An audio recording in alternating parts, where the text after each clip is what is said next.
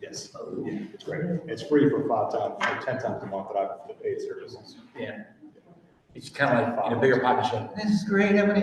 Yes. Yeah, no, I know, but I still put people over the whole, the free, whole, technically. Yeah. It works. Oh, you shared that last time. Yeah. It does, it works. It's enough, like, to get people started, because like, the clock is like, you can't.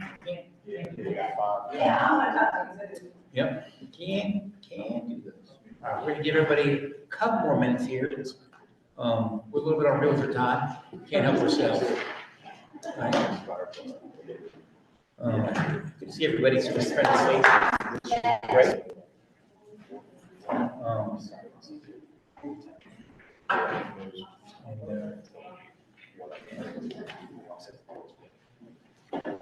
Tom, Chris Pappalardo, thank you for coming.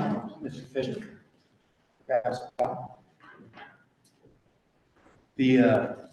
So we were talking about investing. We're going to be sending this on a YouTube channel as well. Really appreciate everybody coming out. Tina and Tom from Atlantic Bay, so she's the lender here. She'd love to talk to you guys about lending. Okay. Really lucky. I've got Jacob Dancy. He came up here from Charlotte, his lovely bride Blair, to race us.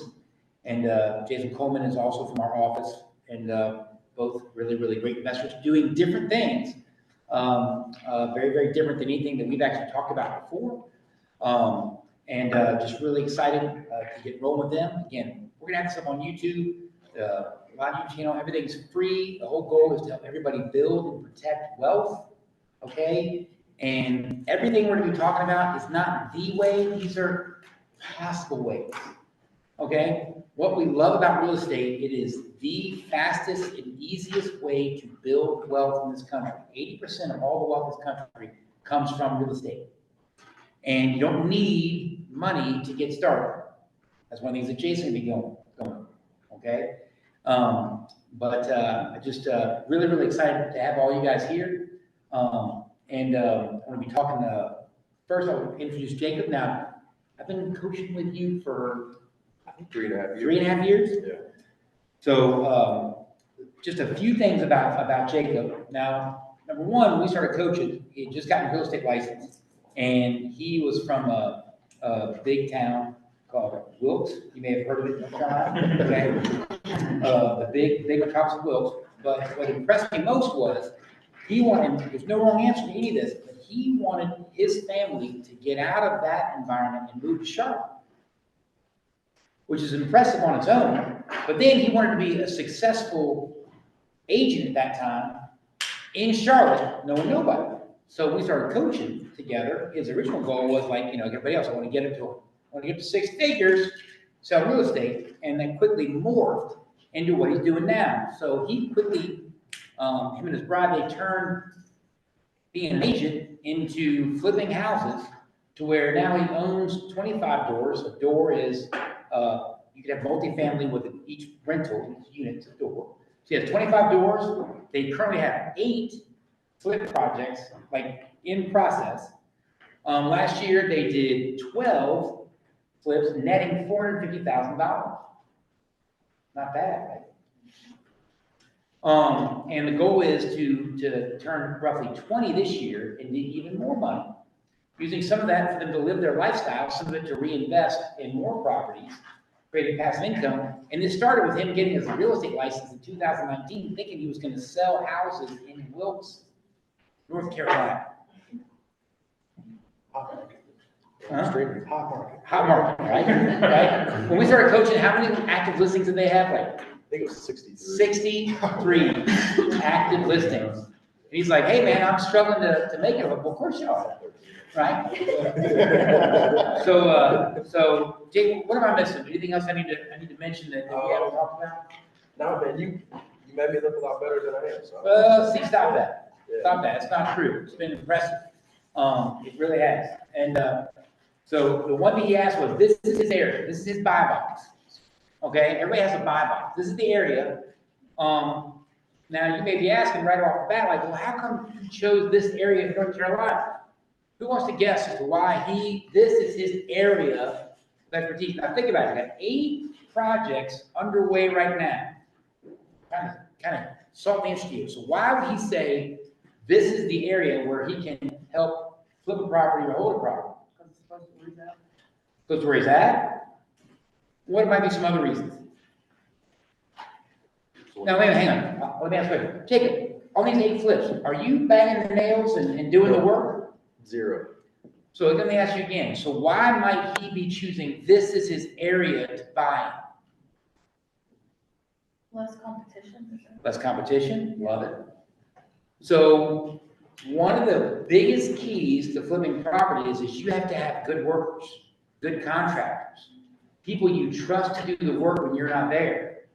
So what he's saying is, guys, I don't care if you give me a great deal in Greensboro. I don't have a contractor. I don't have a handy person. I don't have a person that can go there and do the work. It's not a deal for me because I can't stay at home and be with my 2 little kids and my wife and no work's getting done. See, one of the keys to investing is knowing what you know and knowing what you don't know. So that's why he said, look, I can work anywhere in here. I can get people that can work anywhere in these areas. So, and if you know about a property in those areas, guess what? You now have a business partner in those areas because he'll go, great. Let's work together on it. Also, as an investor, you have to think outside the box of, it's not Greensboro. No. You now are about to meet somebody that it's in Charlotte, it's in Morganton, it's got an Old Fort, right? It's in Hickory, Conover, Statesville. You don't have to let go of the deal. Remember I said earlier, in order to invest in real estate, you don't have to have money. The person who finds the deal makes the rules. Now you call Jacob up and you go, hey, Jacob, I may have a property or somebody in Statesville or Conover. Hey, you want to partner on it? And guess what he's going to say? Yeah. Let's look at the numbers and see if it works. And all of a sudden, you make money doing nothing other than connecting with Jacob on a property. Welcome to real estate. Does that make sense? But he knows where he can get people to go comfortably, and he knows where he can. Okay? Now, what's really nice is he's sitting beside Jason Coleman, who, guess what? Jason doesn't work in these areas. Right? Because we believe in growth, right? There's not scarcity. So guess what? They're over there chatting because now, all of a sudden, Jacob might run across the deal and be like, hey, Jason, you want to deal in Winston? You want to deal in Greensboro? Now, Joe, I go, I'm right here. But no, I coach people, right? That's my favorite thing to do, right? My wife does our flips and investing, and he might work with Jason or other people in other areas because the key is knowing the right people, and if you don't know the right people, find them. Ask questions, right? So this is Bobby. You want to take a picture of that? Because you want to know if you find something outside of our area, it doesn't mean no. It just means no for you. Pass it on and get paid to do so. Handsome, right? So now I got Jason, right? Went to UNCG. He had a career blow up in his face. I don't know if we have time for that fun story. But he bought his first home in rental in 2018, became an agent in 2019. Over the last 5 years, he's built $4.5 million real estate portfolio with 30 doors. STRs, explain what STRs are. Short-term rentals. So he's got 4 short-term rentals, Airbnbs. Okay. He's got 25 LTRs, long-term rentals. Right now, are the LTRs, are they single-family homes, multifamily? They're single family. They got a duplex in there, but actually a duplex is a short-term rental. Okay, Yeah. so mostly single-family homes, okay. And now RV? Yeah. You had an RV? 31 doors with the RV. Yeah. All right, right. 20 of these properties were acquired using seller financing. Would you explain what seller financing means? Will you explain what seller financing means? Oh, yeah, seller financing is where really the owner of the property, they typically own the property outright. They become the bank. I buy it from them. It's basically just like going to a regular bank, minus it's just person to person. So, hey, you own the property. I'm going to make you a payment every single month. I have a mortgage with you. And yeah, that's seller financing in a nutshell. So you didn't put any money down. Right. And who gets all the profit from the rental? How many of you in here right now are like, no, I have to have money to buy a house, rental house? Come on, that was us. We sold real estate for 11 years. before we bought rentals, because we said what everybody says is, no, we have to save our money. We have to save our money for 25% down. By the way, Tina's back here, she's like, yes, you need 20% to 25% down, right? You do. But if you can find somebody that will seller finance it, no, you don't. How many did you seller finance? 20, we're at 22, that's an old slide, we're at 22 of the properties that we acquired that we still own or seller finance. Go ahead, James, you have a question? How much do you require down when you own the finance? It depends, so it could be a 0% down deal, the highest seller finance deal I've done is 8% down. It really just depends on the terms of the loan, right? How long the amortization, how long the loan's for, when I have to pay it off, when I have to refi, what the interest rate is. Some sellers don't want that big chunk change, the 20% down, 30% down, even because they got to pay taxes on that, right? So you bring 0% down, they're splitting up that tax bill over time. So it really becomes, seller financing is truly a win-win situation if you do it correctly. We got a slide on that. He's going to walk you through who to look for, why it's a benefit to them, right? That's part of our culture. So Jacob, we were talking about, you said, man, a lot of problems people have is like, well, what's the difference? What makes it a good rental versus a flip? What makes a good flip? Like, why wouldn't you just like always sell it and keep the cash, right? The large amount of cash. What makes it, for both of you, what makes the difference between a flip or what we call a buy and hold? What would be some differences or kind of your criteria? Are we getting into rules later, calculations? Yes, that'll come a little bit. Gotcha. Yeah. So typically what makes a flip a little bit more lucrative than hold is going to be the amount of work that it takes to get the flip livable compared to a rental. So if I'm buying a rental, I want something that's not completely trashed most of the time. Versus a flip, it might be 6 months before somebody could smell the house, if that makes sense. So that's one of the big things for me. He would know a lot more about the rental space though. So what makes a good rental for you? That also depends on your time horizon. If you're just getting started, a decent rental has good cash flow, right? That's a defensive metric. If you have enough cash flow, I'll buy cash flow even in a bad area. But as you grow as an investor, as your net worth grows, you can take a little bit more risk, and you want to buy more of those what I call B class, like nicer houses. The median price point here in Greensboro is around what, $315 now, Luke? So you want to buy as you grow, and this is what we're in the middle of right now. Half our portfolio is that style of house. When we first got started, we're buying little $50,000, $120,000 houses that are cash flowing well, but you have to deal with the tenants are a little bit harder to deal with. You get more vacancy, more turnover. The houses get beat up a little bit more, and then as you progress, at least is what we've done, is you just buy and roll into nicer housing. So when you do, you take quick calculations on to assess deal feasibility, how are you calculating, like, is this Never going to have a 1997 vinyl box single story that's over 2,500 square feet, most of them. You're going to know that the plumbing is decently new. You're not going to run into galvanized plumbing or cast plumbing or anything like that. Your wiring is fairly updated by that time. And there's just not been that many families in it, to be honest. A lot of the houses we buy from 1950 and 1960 have had 10 different families, and 3 of those were renters with 6 dogs. So, a 20 or 30-year-old house has less time to get beat up. And people can do a lot of damage to a house. So that's the biggest one, is just 1997 vinyl box. Yes, sir. How often do you have to deal with lead? With lead? Me? Never. We've dealt with asbestos, we've dealt with lead.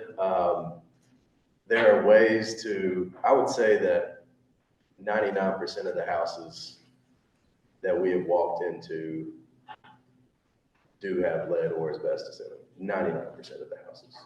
Now, if we decide to tear out everything in that entire house, then we would have to go through that process. But a lot of the times we assess a property, if it's 80 years old, we might make decisions based on, let's leave this the way it is. Let's cover, like for instance, asbestos siding. You guys know it's about this big. It's got waves in it. A lot of asbestos companies will say, yeah, we can come rip that off. It's going to cost you $12,000 to do that, whatever, versus $1,000 for our guys to do it. they don't care. But what we do instead is go over top of it with vinyl. So cover it instead of rip it is basically what we do. So a lot of the times in as far as safety and lead and asbestos, we're gonna do our best to cover it and encapsulate it rather than rip it off. When we're primer paint, we're going over with the Kiltz primer, oil-based, cover everything, get rid of a lot of nasty smells. But as far as dealing with it, probably very often, as far as dealing with the repercussions of it, it doesn't happen as much as you think. Not as much as you think, especially not on a 97 vinyl box. You're never going to run into it there. So, if there was a house that you would say, stay away, like years or styles or anything like that, that's just the nightmare scenario in general. Is there any one style or age? Early 1900s farmhouses, 2 stories, where you can see a shift in the roof or something like that. If the roof is not looking very level, now it's going to happen, it's going to shift over time, but if you see major shifts or you're walking around a house and you notice foundation cracks that are as big as your thumb, you're going to spend 24 grand fixing them. Just anything that seems very old and a little bit bigger than what you're comfortable with. Now, we might take something like that on, whereas I would not advise my younger self to ever touch something like that, because I've learned that lesson. Yeah, well, we do see a lot of those 1910, 1920 houses that it's the estate, and somebody's like, oh, I want to get rid of this. Yeah. And you're like, there's a reason. Yeah. Don't touch a historic house. Historic Yeah. house. Ooh. Yeah. Yeah, good point. All right, any other things? Again, you jumped in pretty heavy, pretty quick. And by the way, I can tell you right now, he's had some deals where he hasn't made money. We've lost. Yeah, they lost money, right?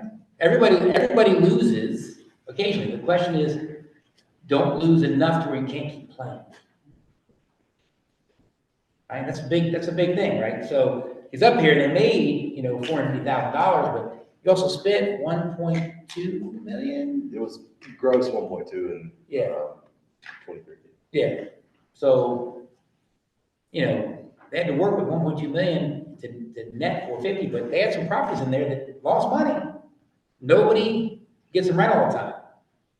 But if you play enough, you're gonna learn, you're gonna grow, you're gonna win. Okay?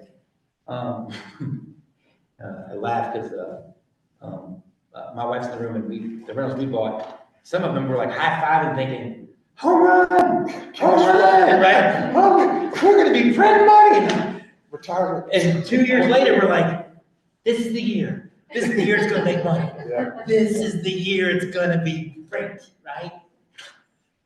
Like,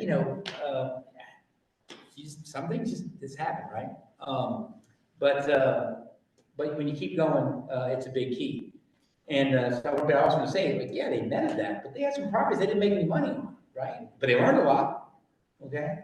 What's the biggest lesson you want? You want somebody that's scared to death to start, right? Let's face it, buddy, you moved from Wilkes to Charlotte, knowing nobody, and you've done all this, right? With a wife and 2 small kids, which means they've also done it without sleep, sincerely. So so the excuses are available, right? But yet, they've still moved forward. So what would you say is the number one thing you tell somebody that's afraid to get started or afraid to do it, afraid to make a mistake? What would you tell them to do? If you're afraid of mistakes, go to somebody that's not. It costs you nothing to help somebody. And people like me, I've been talking to him, we want to teach. We don't want to give stuff for free because a lot of the times people will abuse it and just not put in their own work. And then we feel like we wasted time. But if you're afraid of taking a risk, or let's say you can't take on a financial challenge, you don't have any money in the budget to go buy a house, sincerely find a mentor. I found a mentor that flipped houses for 30 years before I started. My business partner had flipped houses for 5 years before I started. We've well surpassed my mentor, and not that she's doing it wrong and I'm doing it right. We just different paths. She does her own work. But if you're afraid of risks, find somebody that's not. And you'll get more comfortable with risk as time goes on. And again, we've got at the end, I'm gonna give you guys some QR codes. So he's got a Facebook page, Jason's got a Facebook group. We've got our CPT Wealth Facebook page. No solicitation on that page, right? But these guys are there. You can ask questions. That's the whole point of these pages, right? It's zero solicitation, right? No sales, no pitch, no, hey, come in here and if you really want the real information, pay $19.99 a month. No, it's all available. It's all free, right? The difference is if you don't know what you're doing, have somebody help you through the process and win together or learn together. Okay? That's a big key. That's a big key. So Jason, you bought most of your properties with seller financing, Yeah. right? So what, this is your ideal scenario for seller financing. So why are people 60 years old? They're an investor already, they own multiple properties, they don't need cash, they want stress-free cash flow, they own property free and clear. How do we find these people? Right, that's what you're saying, right? Like, what, that sounds great, how do I find that person?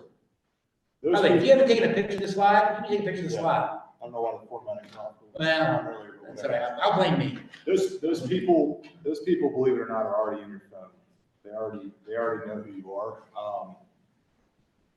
Some people have different business models. I'm a big relationships guy, right? I really thrive off of a good conversation. I've realized that about myself over the years, and at the bottom, I mean when I say become genuinely interested in them, right? When somebody owns multiple properties, I want to learn from them. I want to hear their story.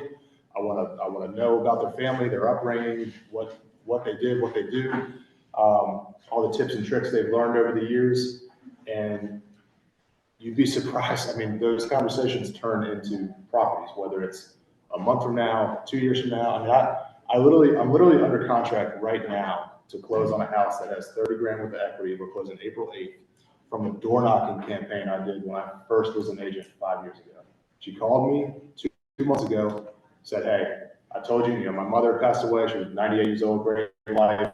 She was like, I was going to call you when she passed away. Sure enough, went to the house and won her contract. She doesn't have to pay realtor fees. I'm sprucing up the property. I make 30 grand tax-free on April 8th, right? It's already appraised. And that's off of a few conversations. Now, there are plenty of business models, and I got into this. Like, I did the direct mail. I did all that, kind of the whole, try to cast a big net, which I definitely think you should do at the beginning. It's accuracy by quantity, how many conversations you're having, get in front of enough people, and then the deals start flowing that way. At this point in my life, in my career, I'm very much what I call accuracy by quality. I'm crazy about the 80-20 rule. I know the 20% of the people on my phone that are bringing me 80% of the business. And that's true. A lot of people are chasing after these one-off transactions that don't really go anywhere. I can have a few conversations, get deep into conversations that some of them don't have anything to do with real estate. And then the deals show up a month later, 6 months later, a year later, whatever. You just become that person that's buying properties, and other people know that, and then deals start coming your way. And I said, become genuinely interested in them, deliver value routinely, okay? You're the expert. I mean, obviously I play the agent game too, so my goal was to be the person in their phone that when they think real estate, they call me, okay? I get coffee routinely. I'm crazy about just, coffee houses, having a coffee chat, going to lunch. You never know what comes out of that conversation. I just had a coffee chat earlier, an hour and a half ago, where one of the HVAC contractors I've never worked with before, by the end of the conversation that lasted maybe about 4 minutes, turns out her daughter and her son were both looking for a house, right? Their first house hack. And she's got plenty of agents to choose from. And she talks to me and says, I like what you're putting down. Let's do this, right? In a very short period of time. Coffee, flowers, lunch, and I say even skydiving. There's a lady that I bought a few houses from a few years ago, and she has really become like a third grandmother to my daughter. She's just an amazing woman. I've learned a ton from her. 7 months ago, I had a knee replacement. About 3-4 weeks before that, she said, I really want to go skydiving. That's on my bucket list. So I was like, we're going. And we're going in 1 week. And I took her out skydiving, and we knocked off the bucket list item. And I bought 12 properties from just one person. And I met her door knocking. So really, it's just, I want to double down on the buy box, because when somebody's about 60 plus years old, they're an investor already and they own multiple properties, most of the time they don't need that cash. okay? But they're done with dealing with tenants and they still want that cash flow. They don't want to sell that and take a big tax hit. They want to run that cash flow until the day they die, most of the time. Or, give it to their estate or whatnot, their sons or daughters. And they own the properties free and clear. When somebody meets those 4 or 5 boxes, I'm right there, okay? I'm talking them through strategy, how you can kind of offload these. I've done this time and time again where I've sold a third of their portfolio on the market, a third off market, direct to buyer, and I've bought a third of their portfolio directly from them, seller financing. I've done that many times, 22, 23 properties worth of just the seller financing route. And that's no money down, 5% down. You really we can get into the terms in a little bit, but if you know somebody in your phone that kind of fits that profile, take them to coffee. Become genuinely interested in them. I guarantee you're going to learn a lot. And you'd be surprised. I mean, people want to know, they want to hear from people like us that are they're interested in hearing how to be a better real estate investor, how to take care of their family, how to build. I say this all the time. If you don't come from a wealthy family has to come from you. Okay? My parents growing up, they bought the new car every 2-3 years, the whole American dream. We've all just fallen into this trap of just car payment, bigger house, whatnot, and you're not really focused on the assets that are changing your family tree. So every property I buy, I always start the clock. I know that 5 years from now, that property is going to be spitting out money. So go plant the seed, get out of your comfort zone. And, you mentioned earlier, what tip can you give? I think it's far more risky to not get started at all. It is way more risky. You are going to run, we have all just given into this. You work for 40 years of your life to what? Retire and your back hurts and you can't take all the trips that you wanted to take this whole time? You've got to get started today. And real estate is the most resilient, not only is it the best way to create wealth, it's the most resilient asset class. Something doesn't work out on flip property, you got a hard money loan or whatnot. Okay, can I refinance it? Can I pay off this hard money loan? Can I turn it into a long-term rental? It barely cash flows. Maybe it's negative cash flow, but you're paying an extra $100 a month until that property, a year from now, 2 years from now, 5 years from now, it's then paying for itself, spending itself in the background, and then you turn around and you make a profit, right? It's a very resilient asset class. In my opinion, it's actually very difficult to have some sort of fatal, financial flaw deal. If you do it right and get out of your comfort zone, it's just, 1,200 square foot house, vinyl box. You're not going to underestimate by 50 grand, 100 grand, right? It's very difficult to get that wrong. You can get Carolina basement systems, Tar Heel basement systems. You get most expensive contractors out there. It's going to be very hard to get that deal wrong by $50,000. So get out of your comfort zone, take the risk. Chris said it, but I'll double down on that. I love teaching this stuff. This real estate has changed my life, and it will change your life if you let it. Okay. Just get out of your comfort zone and do it. So we are, as you guys are registered, if you haven't, at the end, I'll give you my email address. So, and we're going to have some resources for you. So there's a whole calculator. It's free, right? On the CPT Wealth website, it's free. You go have a tutorial on how to fill one out. Because you have to start analyzing properties to know. And as you start to analyze properties, you're going to have questions that you can't answer. And that's when you have to talk to contractors, other people. But until you actually start, you're never going to know. Right? And the tutorial's there. Another way is you may say, I don't know anybody that's 60 years old or 65 years old. Well, there's a website called PropStream. Would you believe you can put all this criteria into a website called PropStream, and it's going to spit out 1,000 names and numbers in the area of people who meet this criteria? We'll give you the website. Now, let's go back to Jacob for a second. Now, Jacob, for a while, we were doing mailers, we were doing all this stuff. And then recently, you guys, you didn't need to do all that stuff, and you've been finding your deals from where? Wholesalers. For these guys, what's a wholesaler? So a wholesaler, make sure you work with an attorney that knows what a wholesaler is when you go to closing. Wholesaler basically gets a property under contract, has a piece of paper, comes to me and says, hey, Jacob, I've got this property under contract for 100 grand. For 110, I'll give it to you. Wholesaler walks away with 10 grand. Seller walks away with 100 grand. I walk away with the house. So they never had to spend any money. That could be you. Yeah. That could be any of you here. If you find the deal, you're dealing with honest people who will say, go tie that up and I'll pay you a finder's fee. Because you're getting a reward for the contract. They're paying you for the right to buy the contract to buy the house, not the house specifically. Very, very different. You're paying Dad to buy that contract from them. Move them out of the way to buy that contract, okay? Very, very important thing. Now, I know you've bought places off, and I know both of you have bought places off Facebook Marketplace. Everybody here know what Facebook Marketplace is? So here's the question. If you go look at properties on Facebook Marketplace, would you know it's a deal? What do most of you would say? Nope. So how do they figure out it's a deal? Because you guys are doing it. You're buying from wholesalers, you're buying from Facebook Marketplace. We bought one off the MLS. We bought several off the MLS, by the way. Me and Amy, she found them. They're there, right down the MLS for ages. Okay? But the question is, how do you know it's a deal? So how would you tell them to figure out if it's a deal or not? Right? A lot of the time, one thing we've done time and time again is you find these little 2-bedroom, 1-bath houses that are 1,200, 1,300 square feet, and I can easily add a third bedroom on here, right?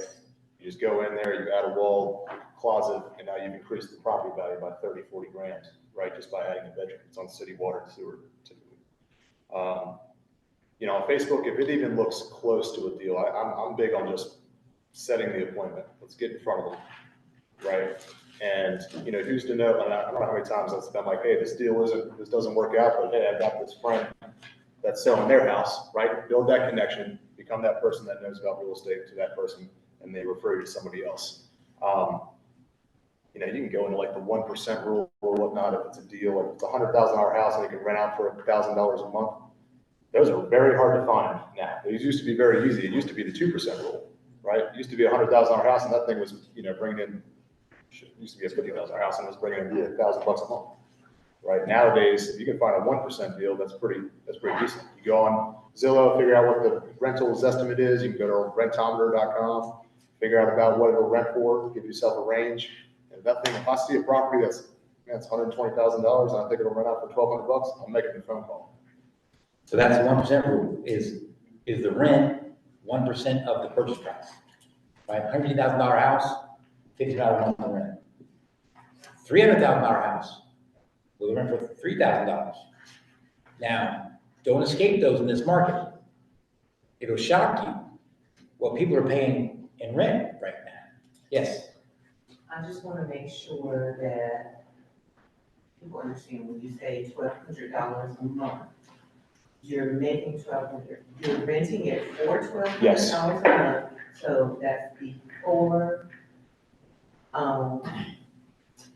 that's before. Your payment, your taxes, and the $1,200 is just your rent rate, what the Okay. tenant is paying. I That's just just want to a, make sure they understand. yeah, that's a simple like rule of thumb. Again, interest rates are going, you got to figure out, is it on a high tax area, low tax area? What are the taxes, the insurance going to be? Again, there are simple calculators you can use online on what's the insurance going to be. If not, just contact if you just own a car and not a house, contact your car insurance agent and figure out what's my insurance bill on this every month. Property taxes are pretty easy to calculate. And then you can go do a simple loan calculator online, any lender's website. I use Bankrate a lot, and I put what's a 30-year loan, and right now, my investment property loans are like 7.5%. Tina, what's your investment loan? What's your rates right now? By 8. Yeah, yeah. So again, you have a good lender. If you don't, like Tina in the back, she'll be like, here, I can give you a loan estimate on that. That's what they do, right? And if anybody here, they'll tell you how much down you need, what the payment will be. And you play with calculators. Like I said, we use the whole spreadsheet. We'll see a link to that. It's free. There's a whole book that goes with it on how to explaining how to fill it out. And we'll help you with those things. But you have to start. One thing I'll tell you is our world changed when my coach had a coach that coached me, but he owned 65 or 70 doors. And I've been talking about owning investment properties for years. I mean, I wore Amy out with it, like, you know, we're in this business, we should be doing it. And he was like, dude, you know, you're not putting any energy into this. So he had me do one simple thing. And if you ever heard the story, it's so simple. And it was the game changer. Was he's like, your new homework is you need to analyze 5 properties a week. Your job is, so every Monday, it was well building Monday, from 1 to 3 o'clock, I analyzed 5 properties. And for 9 months, we had to figure out what our buy box was, because it got uncomfortable quick. Because we started finding properties that cash flowed really, really great, but we weren't really comfortable with the neighborhoods they were in. In fact, I remember telling our coach specifically, the margins you want me to hit don't exist in our market. Words came out of my mouth. That doesn't exist here.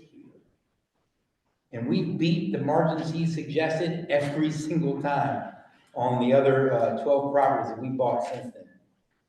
Because what you focus on expands. And for 9 months, it got uncomfortable. But then something happened after 9 months of looking and analysis by paralysis.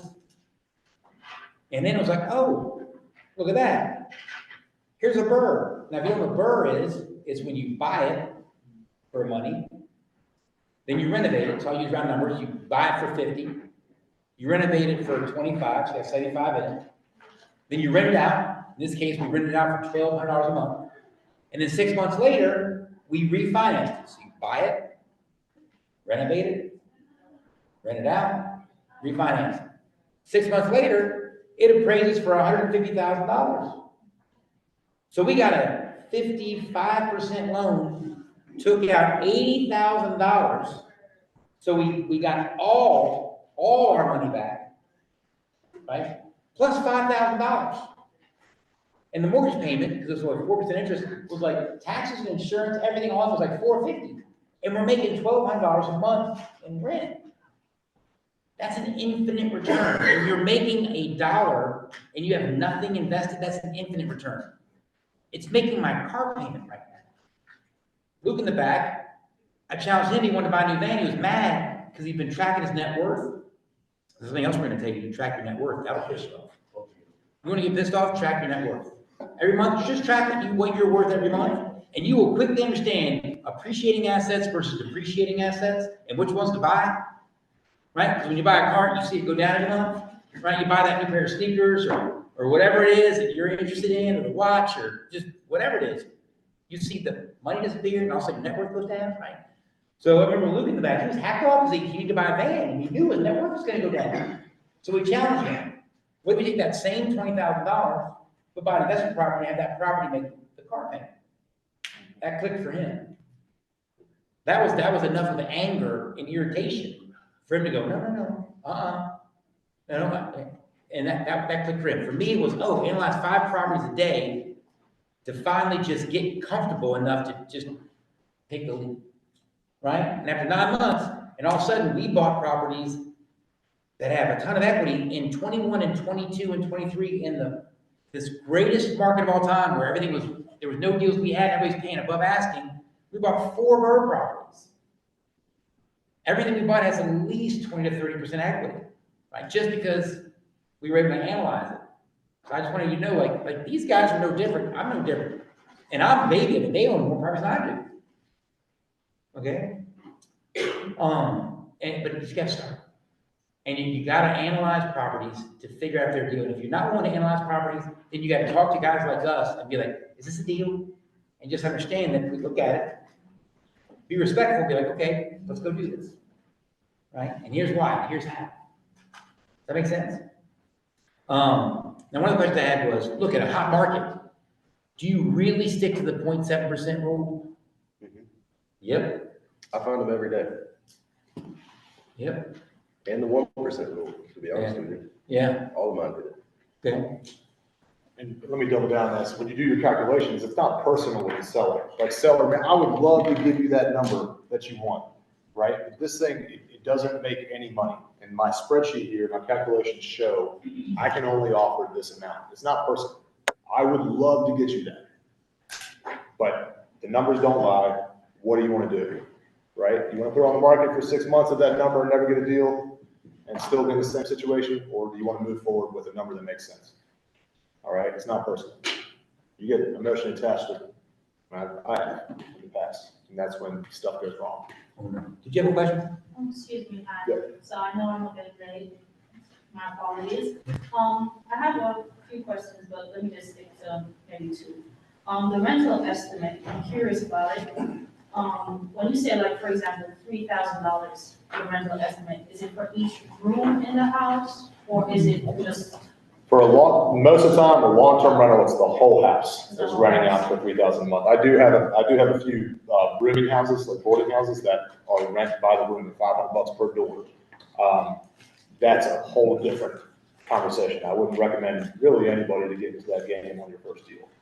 Okay, and my other question is, so I know that whenever like you're gonna purchase a property, we're always told like FHA loans and, all those other loans.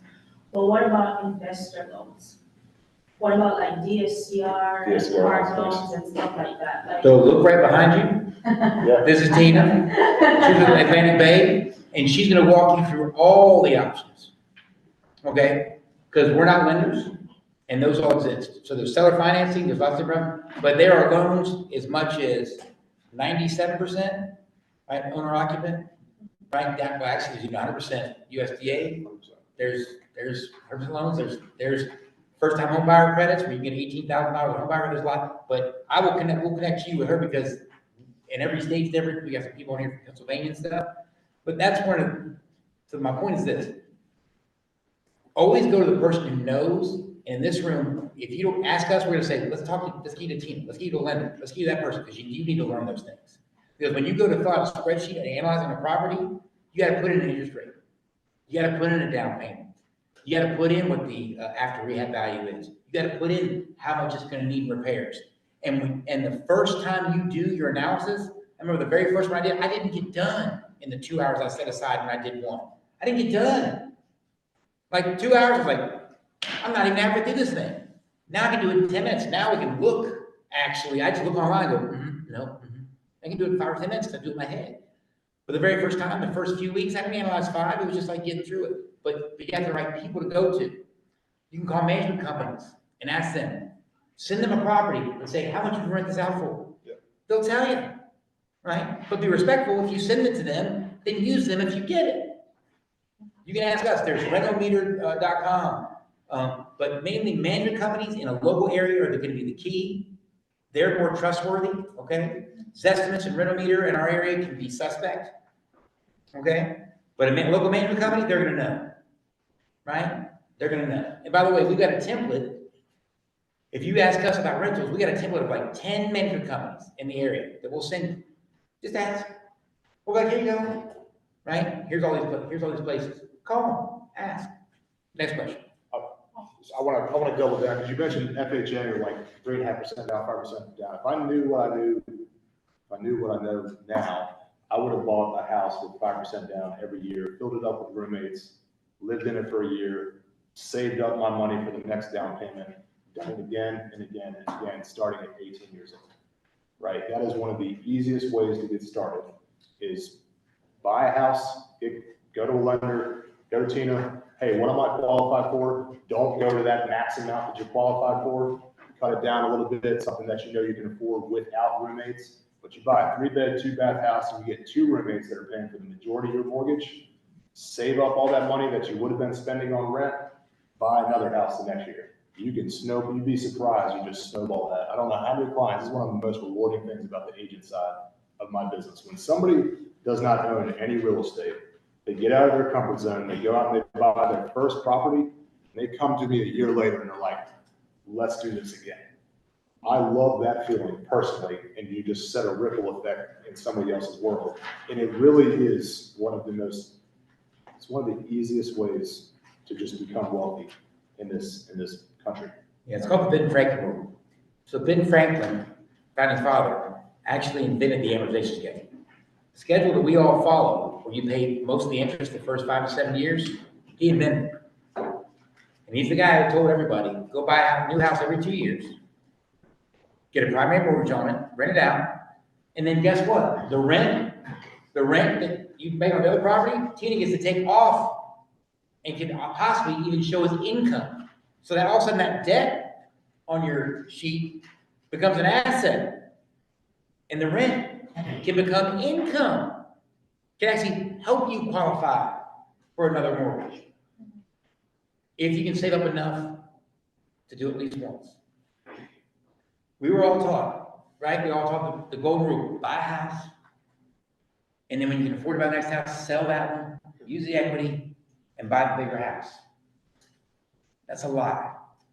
Because that house, right, is an asset for the bank, not you. It's only an asset if it's bringing in money for you. People say, but my house I'm living in won't have a value. Yeah, but you gotta live somewhere. And you can't use that equity unless you pull some out to go buy the property until you sell it, and you gotta live somewhere. Anything you're writing a check for every month is a liability. An asset brings in money, right? It's an asset for the bank. Please understand the difference, right? Invest in those things. And, we did that. We kept our first house as a rental, moved to the next one. Right? And another thing is this, anybody, no offense, get into something. You want a 3-bedroom, 2-bath, 2-car garage house? If you can't afford that, get a 2-bedroom, 1-bath house. It's better than renting. Get into something. You get compounding interest because the place is going up in value. The mortgages just stay the same every year. You get deductions of the interest off your taxes, and you're paying down the debt. It's 3 ways of you to make money on real estate if you own it. And if you have somebody else paying it, even better. Even better, right? Do you guys both live below what you make? Absolutely. Live below your means, invest the rest. If you don't have that covered at the very beginning of your journey, you focus on that first, right? You can't buy enough real estate. I love people like, oh, I win the lottery, your life's gonna be great. No, 80% of the time, all those people are broke again in 2 years, 3 years. If you don't know how to just live below your means, okay? We're all stuck on this keeping up with the Joneses thing. I mean, average car payment, $700 a month. That's a freaking rental property, right? I mean, I'm so tired of the whole like, man, I bought a new car and you get 500 likes on Facebook. You buy a rental property, you get 2.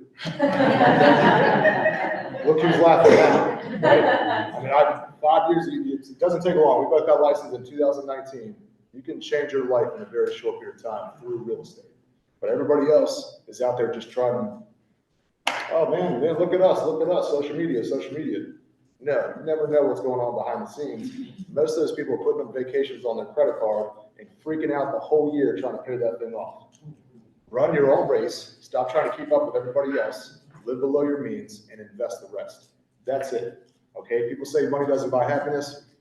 Puts a roof over your head, cars, clothes, insurance, all that. Okay. Now,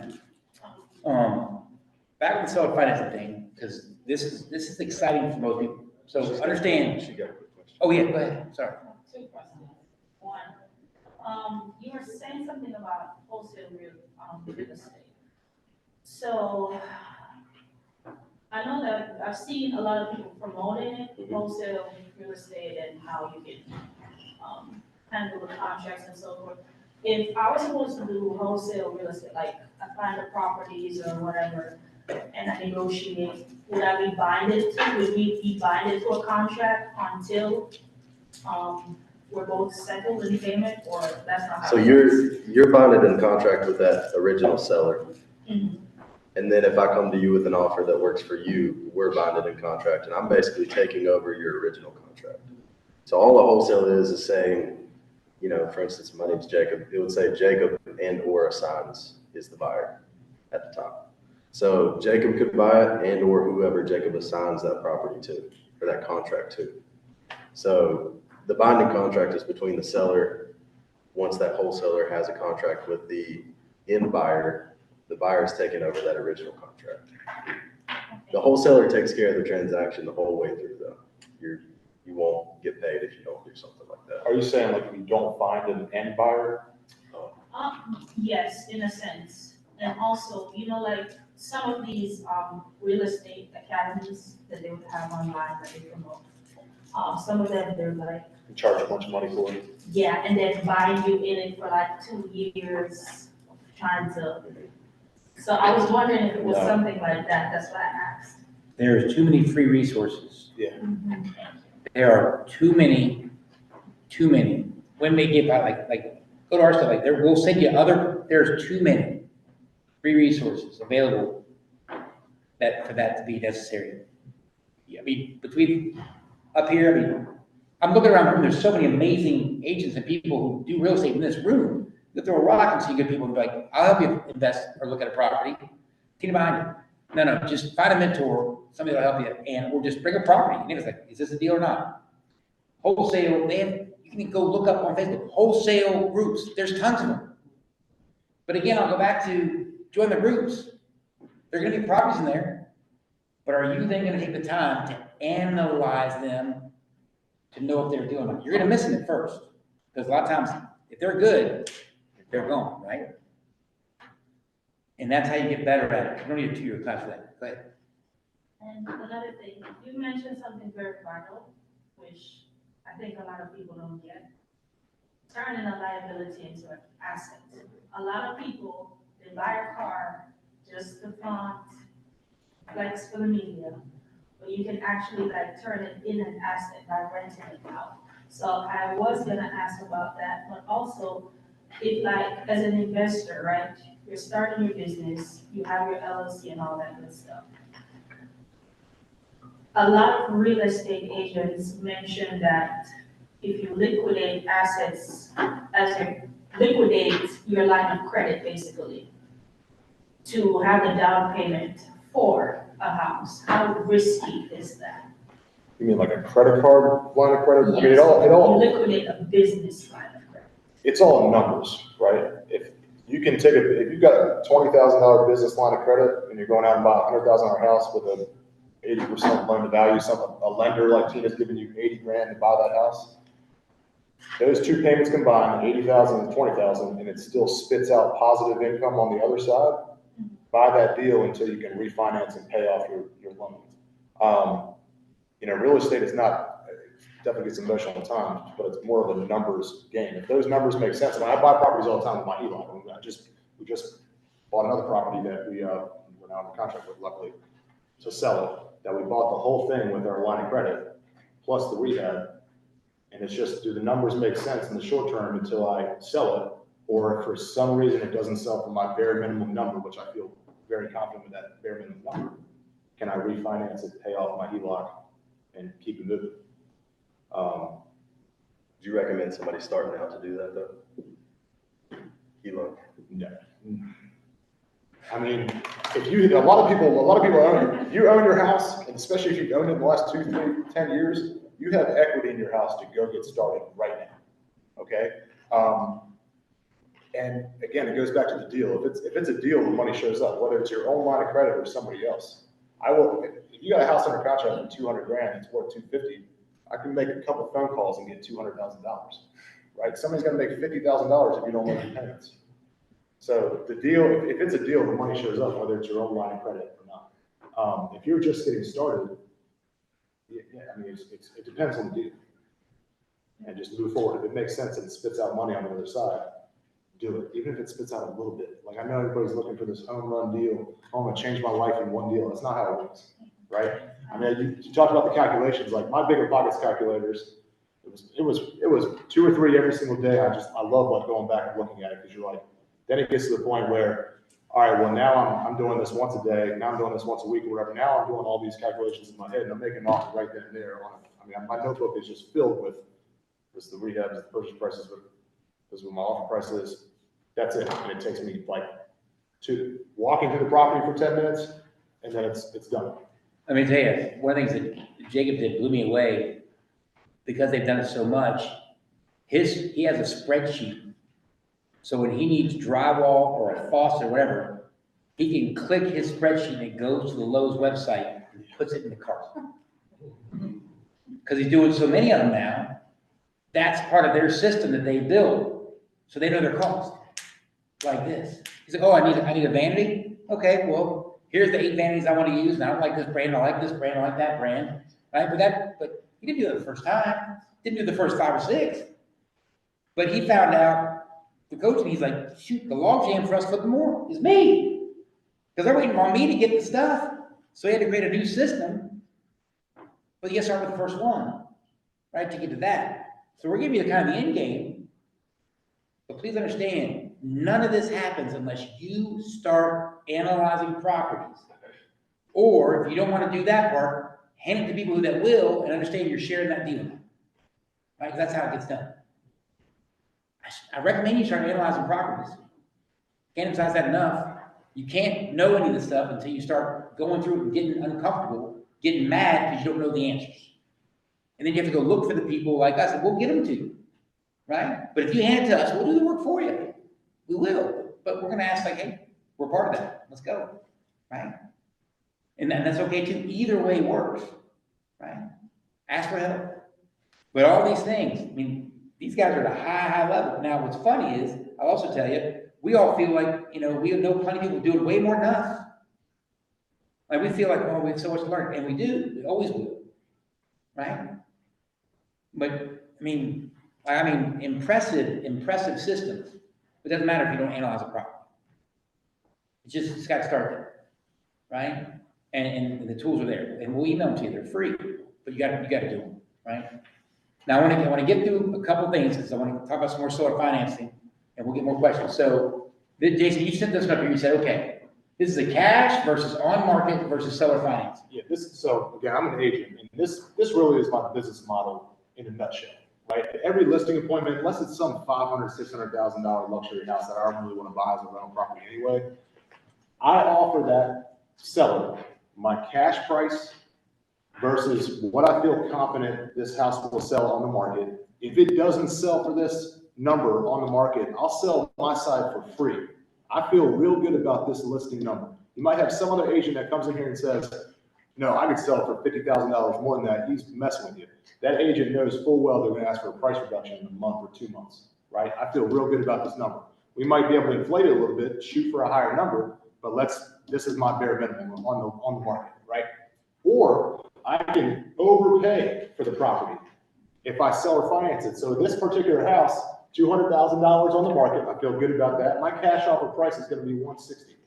Okay, that's about 80%, right? And this is typically not really going to be a flip. This is going to be a rental property. Okay, so my cash offer right now, I'll close in 10 days, 2 weeks, whatever, for $160,000. You'd be surprised how many people will choose that $160,000 option. A lot of people are like, man, I wouldn't walk away from $40,000 because you're in a different situation than that person is. You might not have money in your bank account. This person might have $2 million in the bank, and they're like, man, actually, I would much rather just be done with this property in 2 weeks and walk away from $40,000. Actually, let me frame that for you guys real quick, because everybody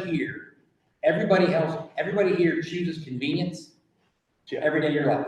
Let me give you an example, right? Because people say, oh no, they wouldn't take 160 when they can get 200. Sure they would in 2 weeks. Let me give you guys an example. How many of you here ever go into a gas station and buy a 20-ounce soda? Anybody? 20-ounce water, whatever, beverage, right? Okay. And you pay what? $2.75, $2.50 if it's on sale, $3, right? Now, you do realize that in that same store, 1 aisle over is a 2 liter, 10 times the amount of soda for the same price. Yeah, by the way, I'm like, it might be $1.50. Yeah. Might be cheaper. But what do we all do? We go get the 20 ounce because it fits in our cup holder. Now you think, well, that's a soda. It's not the same thing. Yes, it is. Don't you dare think that people won't choose convenience when it becomes the large dollar figures.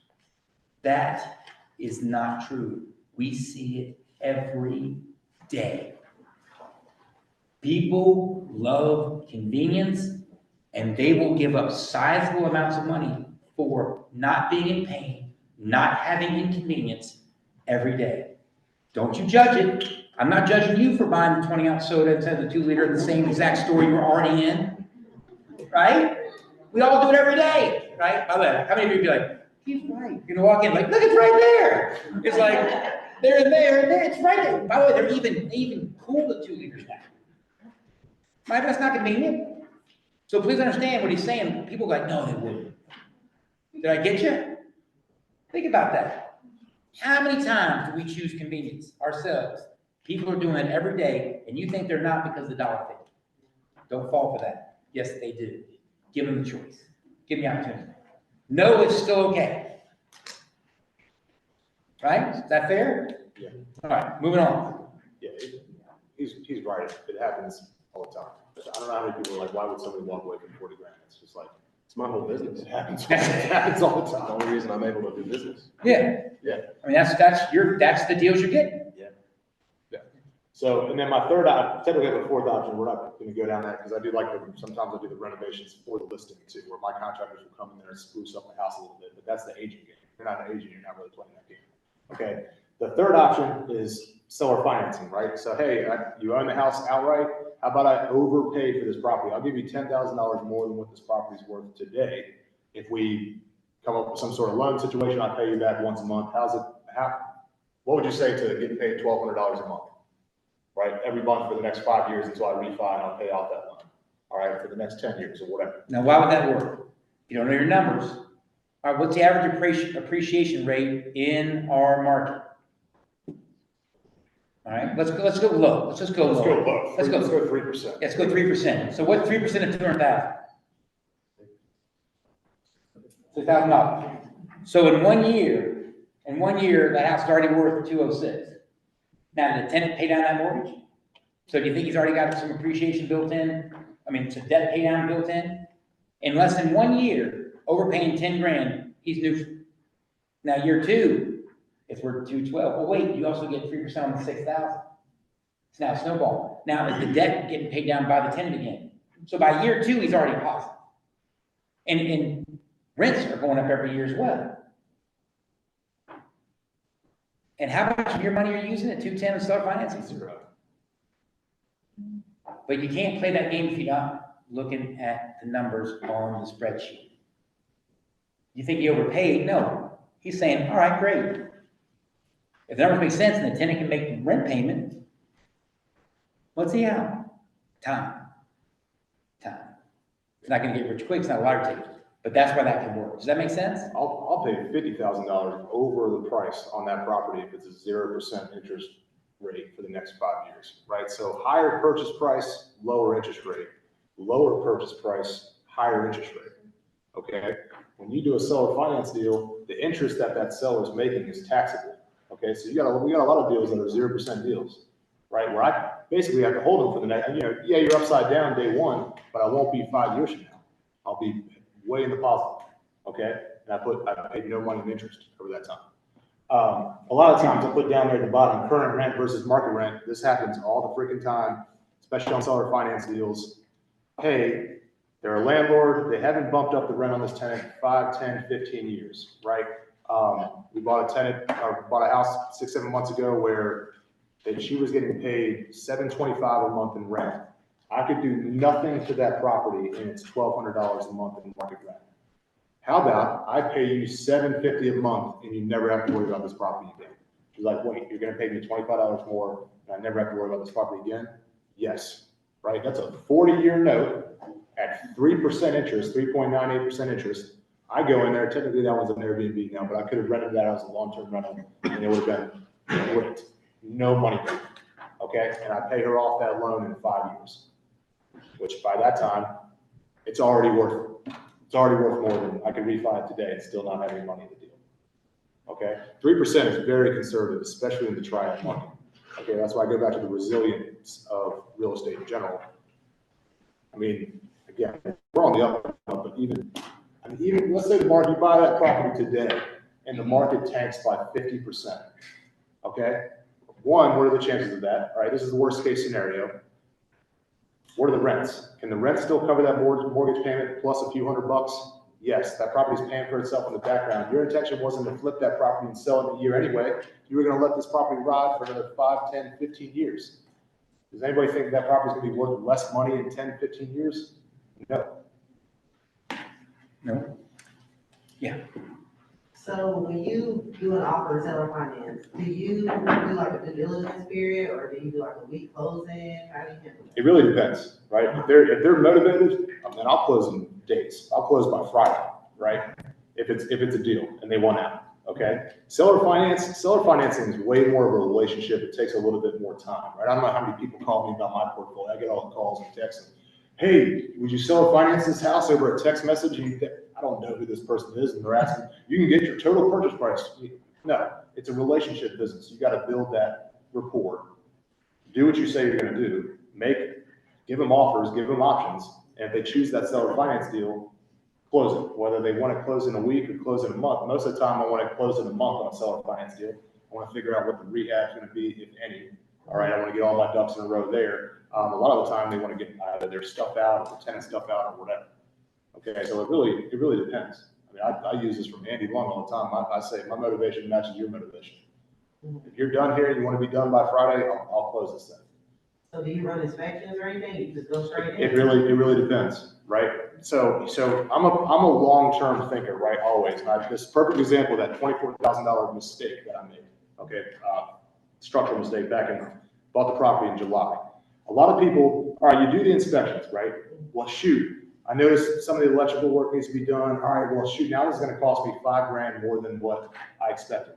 Mind you, this person owns multiple properties, okay?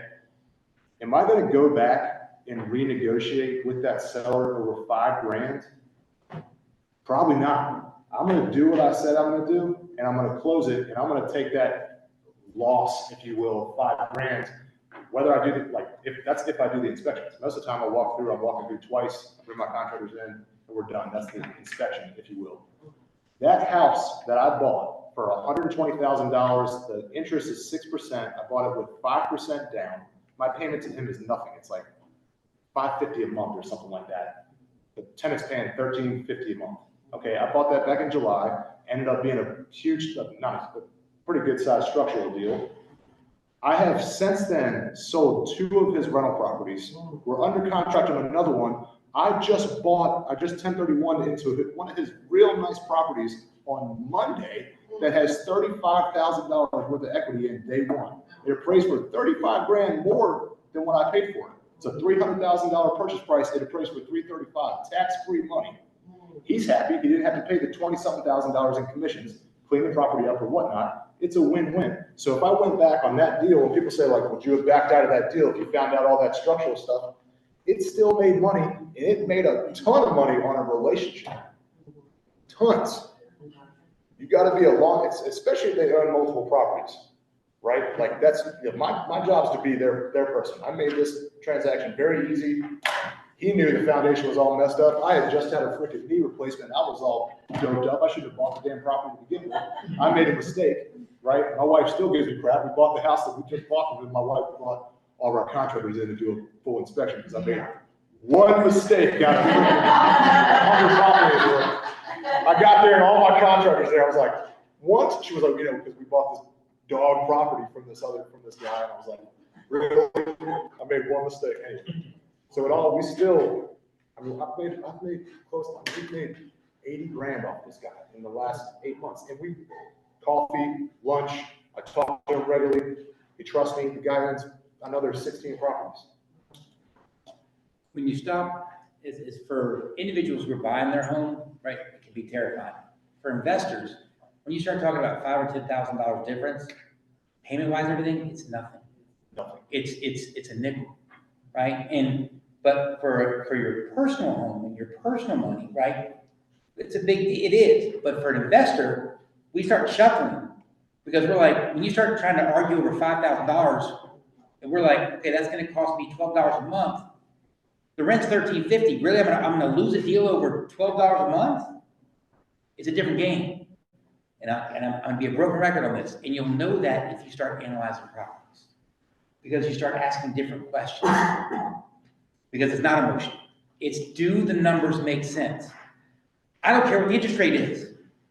let me repeat this. I don't care what the interest rate is. If the property makes me money at 8% or 9%, I don't care. Because guess what? Best case scenario is 2 years from now, market gets better and I refinance it, now I'm printing even more money. The path is in the math on investment properties. You have to know what they look like, all right? And you gotta have enough at bats to know that.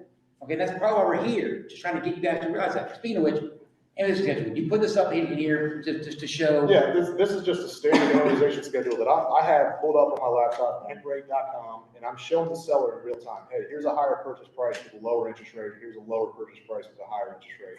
And let's scroll this down through 5 years, and that 5 years I'm paying you off this loan, or 10 years, or 20. Some of my properties I don't have a balloon payment on, meaning the balloon payment meaning I have to pay off this loan in 5 years or refi. So I pull this up right there while I'm talking to them, saying, hey, we do some sort of seller financing, this is what we're looking at. How does an extra, what's my payment, $750 a month sound, right? Especially, I mean, there are so many people in your phone that you've got a friend or family member that are sitting on some long-lost relative's house that's sitting there vacant, doing nothing right now. Hey, how about I buy that property from you? I don't really have any money, but how about I buy it from you for $500 a month, $1,000 a month, right? And partner with somebody like us, it's going to come in and bring the $40,000, $50,000 worth of rehab to renovate that property. You keep paying your friend, your family member, or whatever, and then 6 months later, you refi, pay me off, get me out of the deal. I make interest, and then now you've got a real rental property that you got for free. The return is infinite, and that's you snowball wealth. That's it. That's it. You get started with one deal, and you snowball off of that deal.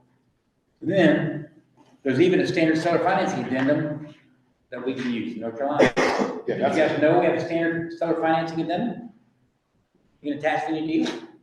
It's just one sheet of paper, and the deal terms are written on this one sheet of paper. You can do this on a regular standard offer and put on additional provisions. You can write that number 3 line in there and says, hey, by the 5th of the month, starting December 1st, 2021, first payment equals $1169.27. First interest payment equals $1,025.21. First principal payment is $144, just whatever. You lay out the deal right there. It's one sheet of paper. Don't overthink it. Okay? If you don't have this form, it doesn't matter. Hey, we're seller financing $100,000 at 8% interest. I'm paying this amount off in 5 years. The amortization schedule is recorded. It comes with all your loan docs, but even if you don't have a regular lender, this is seller financing. The attorney prints out an amortization schedule, and then you make those payments once a month until you buy their next property. Now, Keep going. Oh, we're supposed to delete these. that's right, it's okay. So, look, we got a lot more stuff, okay? But, this is Jacob's Facebook group. This is Jason's. That's our CPT Wealth, where we've got spreadsheets, videos on how to analyze properties, all that stuff. This video will live there, right? We're also going to be emailing all you guys prop streaming, Renometer, management companies, all these little nuggets and things that you can choose to use. But we want to challenge you. You spend an hour and a half with us. We're going to stay around and answer a few questions. What are you going to do differently tomorrow that you're not doing today? I was that guy. I had a really smart library. I had a shelf in my house that was worth $10 million. Because I read all the books, but I never took the actions. So what's an action you're going to take if this is something you really want to do? Is it, drive to Charlotte, take it to coffee? No, I'm serious. Or take these guys out. Email me. You want some coaching? Go sign up on these websites. Look at investment properties. Go to CPT Wealth. Go to listen to the When They Give podcast. Ask good questions. We got Jennifer's back. I got some amazing agents here. I've got a great lender back here. Ask questions. Be curious, but do something different. I don't know what it is. Read a book about it, but just get into some sort of action. Because like I said, we talked about it for years and years and years and years and years until we got into action. Okay? So again, if you guys would tell everybody, like, all right, what's one action you would take? What would you do? What would you do? Yeah. First thing I'll do is reach out to one of us up here. Yeah. If I were sitting in the crowd, first thing I would do personally. Yeah.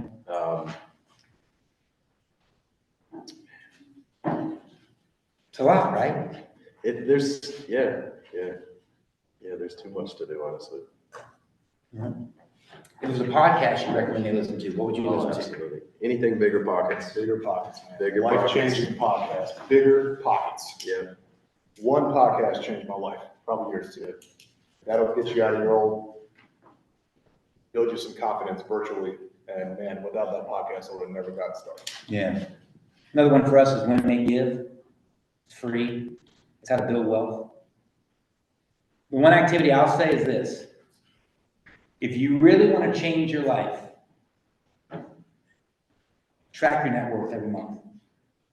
And if you don't know what I mean, just Google track net wealth and put all the liabilities that you have on a piece of paper with all the assets you have on a piece of paper, and every month track it and see if yours is going up or going down. If you want motivation to change where you're at, to not be standing still and think you're moving forward, track your net worth. It is a game changer beyond game changers, because the minute you charge stuff on your credit card and it shows up as a liability and you start seeing what you buy and how it affects your ability to have value from a financial standpoint, the passing the math. And you will quickly learn what's an asset and what's a liability, and what's going up in value and what's not going up in value. To me, that's a game changer. Just, if you can do nothing else, just go. Look, debits and credits every month in your bank account, bam, right? Just put in the 1st and 31st. I don't care what their statement is. You can put in the month. 1st to 31st. How many things did I have debited? How many things did I have credited? Which one's higher? Game changer. Game changer for me. That's my number one. It's not comfortable. It's not comfortable. But I've got some young people up here that figure that out, and they live below their means, right? And they don't have to. Yeah. And I'll just say one thing, he's a game changer. But with what he's saying to do, play a game with it. Yeah. So what I mean by that is, if like just taking your simple account, checking account. The numbers look this way this month, just start playing a game in your head. How can I make that number come down on next month? Like, who you gonna tell to cut that board off if they've been in the shop 10 minutes? You're gonna tell, don't use dry, take the stuff and keep it all possible. You know, just little things like that. Oh, yeah. Just make a big difference. And once I started playing the game to see, okay, let me see how much this goes down the next month. Just the littlest thing. It was like, yes, I did. Okay, let me see if I can bring it down next month. That just started being a game to me. And now it's just like a game every month. It's a game. It's fun. It's fun when you start going that way. Mhm. What would you say? What's your one thing you tell people to do? I could double down on that, but that Rich Dad Poor Dad, if you haven't read that book, that was a game-changing book for me, just assets over liabilities.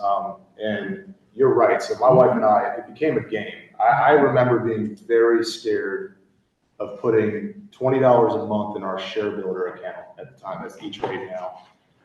And when that went down to $15, I remember just, oh God, I'm losing all the money, $20 a month. Okay, can I do $50 a month? Okay, all right, can I do $100 a month? Now, real estate, this is saving up for the down payment, right? Can I save $200 a month? What can I tweak, right? We really invested until it hurts. I said that a lot, but we really lived below our means. Okay, people love to say the rule of thumb, save 5% of your income, 10% of your income, you'll be set to retire. Whose rule is that, right? Right? That's the rule that was made up to work for the next 40 or 50 years of your life, and then you die, right? That's it. That's the rule. And what you're living on is not life by design. Right. That's you eating ramen Yeah. and mac and cheese, praying you don't get sick. That's I don't go on vacation. I'm like, that's you sitting on a rocking chair in your front porch, not doing much. Right. That is not. Versus building an asset foundation that then gets to a point where you can't spend that. Yeah. No. Right? It's Yeah, not. you really, it becomes a game, and then that's, like I said, if you don't have your financial house in order, you're gonna have some really tough conversations. I mean, my life has changed in a very short period of time. My friend group has changed in a very short period of time. Those are the very uncomfortable conversations you're gonna have, right? When my friends were out drinking and smoking all their money every single weekend, like I was doing at the time, okay, I lost those people, right? Lost them, right? Because your world starts getting better. You start realizing you're the average of the 5 people you hang out with the most, okay? If all your friends are broke, you're broke too, okay? And wealthy people, I mean, I don't think I've ever met a wealthy person that doesn't want to. They'll tell you how it goes down. Live below your means and invest the rest. They're happy to give you all the tips and tricks. All right, it's not a freaking secret. The problem is you're hanging around the wrong people. And don't take advice. You're the average of the 5 people you hang out with the most, and don't take advice from anybody that hasn't done what you want to do. My mother-in-law is still trying to figure out what happens if none of the tenants pay rent, right? She's trying to protect me. She's trying to protect her daughter, right? She doesn't understand what she's doing. So I love my mother-in-law. She's amazing, but she doesn't know. She doesn't know.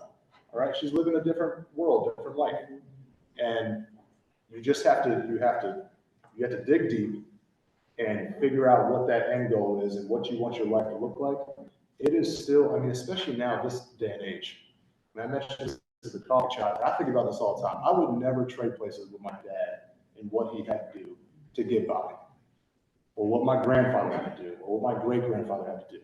Okay? In my opinion, that's the definition of progress. We all have a supercomputer in our pocket that we've never had access to except for the last 10, 15 years. All right?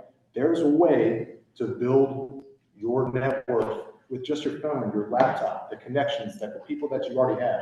You already have the tools. There are free tools everywhere you look. Okay? You just have to go out there and dig deep and make those, at the time, fairly drastic changes in your life.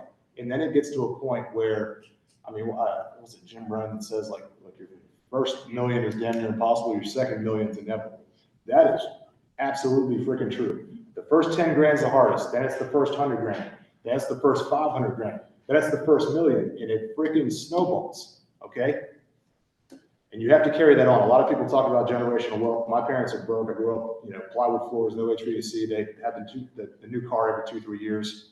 A lot of people think, it's generational wealth and then it's just perpetual. No, you have to teach that to your kids. The chance of my daughter keeping our wealth is like 65%, 70%. The chance of her kids keeping that wealth is like 20%, 30%. You have to keep that going. Okay, be intentional about your spending, be intentional about your investing. And I wake up every day, I'm an investor first and foremost. I'm looking for opportunity. How can I help somebody else? And there's a way to make money on both sides. It's amazing. Wealth creation is truly amazing because you're helping out. You're working solutions. You're just coming up with solutions. And then in the background, your family, we're taking an RV trip starting April 24th for 4 months. When I lost my W-2, that at the time was an end of the world situation. Holy shit, I lost my job, right? What am I gonna do? Luckily, we were living below our means, right? And investing a little bit on the side. We turned our primary house that we just bought into a rental. And we put that RV trip on our vision board 5 years ago. May of 2024, we're taking an RV trip and going around the country. And in a very short period of time, we're doing that. I'm worth more from a net worth standpoint than I thought I'd be worth in my freaking 60s. Wow. The real estate will change your life. I'm not passionate about this at all. No, right? So I want to give a big thanks. Jacob came up here from Charlotte with his bride, Blair. They have 2 little kids at home, and he took time out. Jason took time out. So Tina Anton with Atlantic Bay is our lender. If you have questions for her about financing, loans, anything, we're going to be sending out. The recording of this will be on YouTube. I'm going to let these guys answer a few questions. You guys just come up, just chat with them, ask what you want. All right? Everybody's been sitting for a long time. We're going to take a break. We got some water for the other there, but we're going to keep doing these, guys. Every couple months we're doing these, right? We're doing short-term rentals. On that CPT Wealth Group, we've got Katie did a great thing on short-term rentals. But the guy wrote a book on how to manage short-term rentals. It's all there. But please, keep plugging in, keep showing up. Thank you all for coming out. Thank you, Tina. Thank you, everybody. Thank you, KJ. Thanks, Deborah, everybody, for being here. Come on and ask me questions if you want. Otherwise, we're home night.